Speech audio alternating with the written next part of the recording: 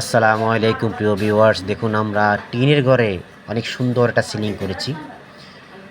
এই জন্য টিনের ঘরে আকর্ষণীয় সিলিং দেখছেন তো আপনার দেওয়া হয়েছে নাম নরসিংদীর অন্তরামপুরে 2 রুমের সিলিং বোর্ডের কাজ। এই হচ্ছে আপনার 17/14 একটি রুম, তার পাশেই একটা বারান্দা আছে, ওই বারান্দারও কাজ করা হয়েছে। দেশ ও দেশের বাইরে যারা আছেন প্রত্যেকে আমার আন্তরিক সালাম ও শুভেচ্ছা অভিনন্দন রইল।